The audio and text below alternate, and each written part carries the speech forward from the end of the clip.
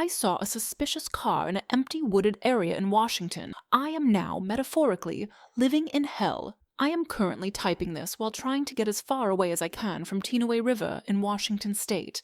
I don't know where I'm going or where I am. All I know is that I have cell reception. I don't want anyone to get involved.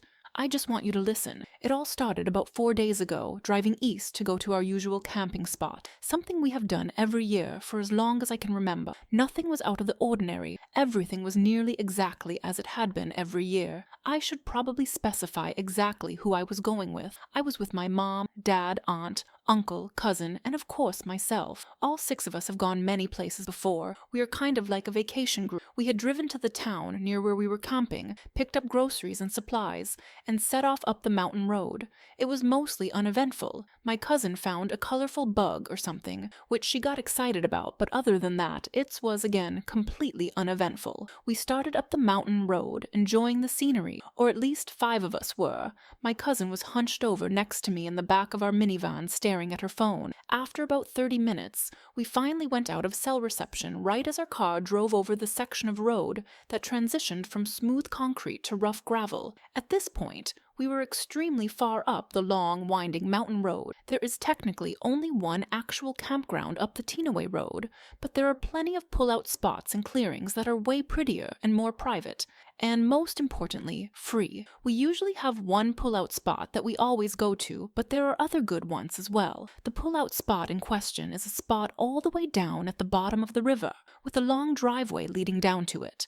This driveway is extremely difficult to navigate in a car. We pulled up to the top of this driveway and parked. 3 of us stayed in the car and 3 of us walked down to check if anyone was camping in the spot. The people who walked down were me, my mom, and my uncle. Thinking all the way back, I cannot remember a singular time someone had actually been camping at that spot. However, this time there was somebody. A singular orange car was parked at the bottom of the driveway with one man, seemingly in his 40s to 50s, sitting in the driver's seat. He was staring off as if he was in deep thought. We were standing on top of a hill, positioned next to the driveway, which allowed a full view of the campsite and driveway. "Are you leaving soon?" my mom shouted, waving her hand. In my head, I had kind of thought that she would have to yell a few times to get his attention, but as soon as the words exited her mouth, his head snapped towards us as if he'd know we were there for the entire time. He tilted his head down slightly and shook his head. He had a scowl on his face. It was pretty clear he did not want us there, so we all walked back up and got in the car. He was a little sketchy, but we all assumed he was simply a grumpy old man who wanted his privacy, so we set off to find a different pull-out spot. We were eventually able to find a large spot with room for all of our tents. There was also a nice swimming hole in the river. It was right on the road, which wasn't optimal because whenever someone drives by you on that old dirt road, it brings up a hell of a lot of dust. But this wasn't a huge issue because besides the orange car guy, we hadn't seen a single other soul. Everything went normal for until the second of 5 nights we were camping. Most of this normal time consisted of us doing normal camping things, walking around the woods, swimming in the river, hanging out. Everything besides the orange car guy incident had been completely unassuming. It was the second night, and we were all laughing and having fun. I should probably say that when you are camping, random noises coming from the outskirts of your campsite is almost never a cause for concern. After all, you are in the woods. There will be animals. On our first night, there had of course been the usual almost ambient noises around the campsite. A twig snapping, a owl hooting, and of course the constant flow of water from the river. But the second night was different. There were footsteps. Not for long, but there were footsteps. "Wait!" I said, holding my hand up. "Have I watched the Blair Witch Project too many times, or did I just hear footsteps?" I said. We all waited. Nothing. Everyone else resumed talking, but I started to think the worst. Something most people are prone to when out in the middle of the woods, with nobody besides your family around. We still had not seen anybody besides the guy in the orange car. The first thing my mind went to was the fact that we could be dealing with a stalker. Unlikely, I thought to myself. We haven't seen anybody else besides the guy in the orange car. However, that could just mean that they are really good at what they do. We would have heard their footsteps earlier, I thought. Or maybe that was just the first time that they fumbled. No, I thought to myself, I have been up here nearly 16 times before, and nothing has ever happened. We are in Washington, for God's sake, not Texas.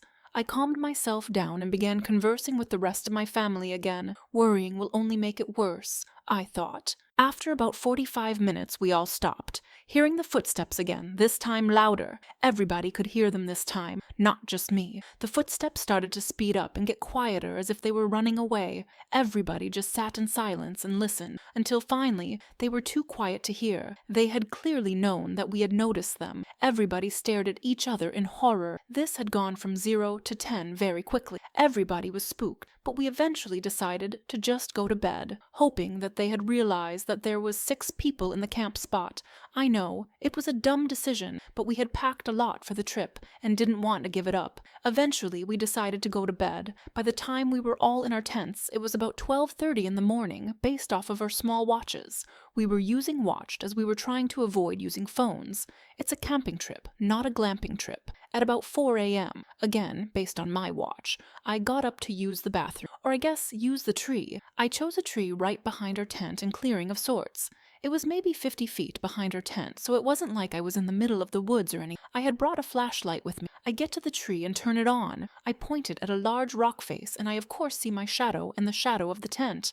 Just a second later, another shadow steps into view. I whip my head around faster than I ever had before and just barely see an old man in his 40s to 50s, bolting into the woods at a suspiciously high speed. I point my flashlight in the direction he had ran in, but he was already long gone. I ran back to my tent so fast.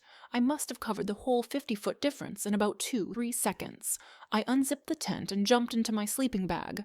I was shaking and breathing so hard that I'm pretty sure I passed out instead of actually falling asleep. I awoke and belted out the entire story to the 5 other people there and begged that we leave. Of course, they didn't believe me. You sound like the main characters from a slasher flick. I screamed in a fit of fury and fear. I wanted to run back to town myself, but of course that wasn't really an option considering what had happened the previous night. Can we at least go into town for a few hours to get more, supplies or something? I begged, quite literally getting on my knees and pleading. It might sound like I was overreacting, but again, knowing someone is stalking you when you are in the middle of the woods by yourself is not a good feeling, and any reasonable person would have a similar reaction to me. Yes, fine, my mom responded. We got in the car and drove to town. While we were in town, I was able to calm down a little, but I was still dreading returning to the campsite.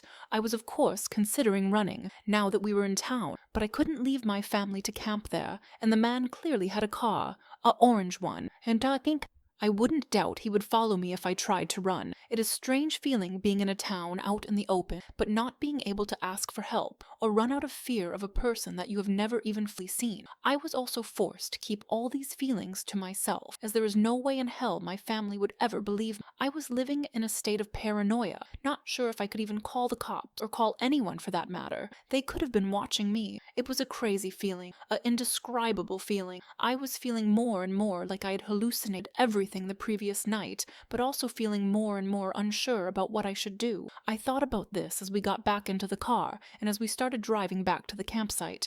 I was behaving normally on the outside, but my mind was racing at 1,000,000 miles per hour. I knew there had to be some way, but I was just too scared to even do anything. Then it all started to go downhill.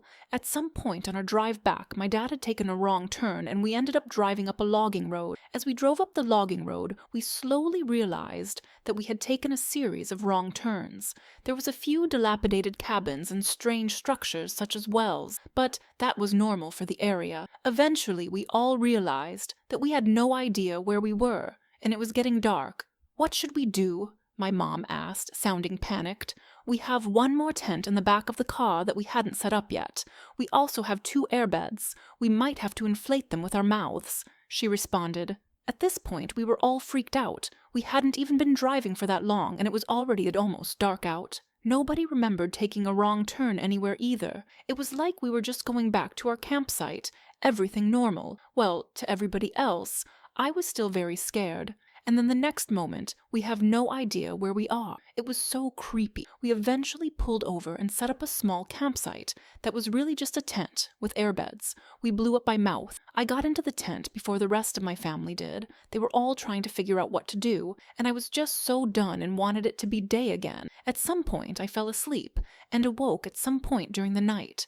I could still hear the rest of family whispering, but then, out of nowhere, something absolutely horrifying happened. I felt a blade scraping along my stomach. I was lying face down on the airbed. There was somehow a man inside of my airbed. I immediately jumped up and ran outside, screaming, not even wondering what I'm wondering right now. How the hell did he fit in there? Let alone get in there. I screamed and was at a loss for words. I just pointed at the tent as my uncle shined his flashlight at the tent. Of course, there was a silhouette. "Get to the car," he said. We all ran to the car and tried to open the doors. They were locked. We then realized that we were not trying to open our car. Our car was gone. It was an orange car. Everything from this point on is a blur. We just ran so far, all the way into town somehow. We stopped at the store. There was nobody around, no cars driving on the streets, just an empty parking lot and nothing else. The next thing I remember was waking up in a cabin, tied to a chair with the rest of my family around in a circle. I am sure there is more that happened, like how we obviously somehow got kidnapped while hyperventilating in the Safeway parking lot, but I don't remember any of that. It was all a blur. I also have a feeling that I would rather not remember any of that stuff. Anyways, we were all tied to several chairs in what seemed to be a cabin with masked people all around us. They were holding a single orange. One eventually removed their mask.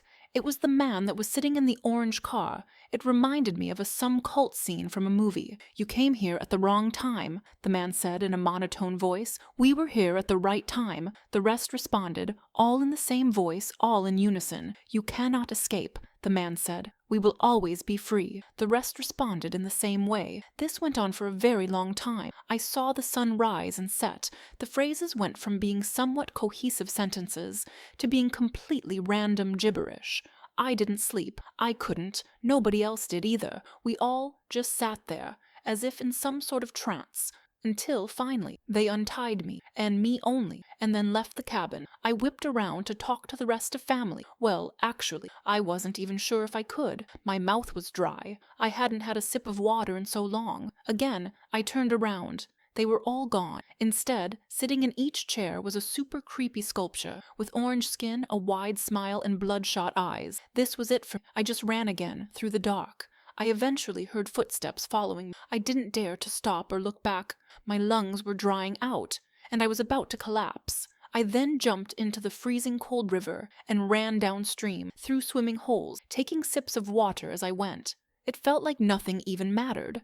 I don't even remember what happened. In fact, past when we started heading back from town, I don't remember much at all. I have a small memory of somehow finding a bus stop and getting on. I probably looked slightly deranged, but here I am now, typing this from my phone, which luckily has both a waterproof case and is waterproof itself. I am sitting on a bus. I don't know where it is going, and I don't care. I'm looking out over a hill as the sun is rising, and atop the hill is a lone orange tree.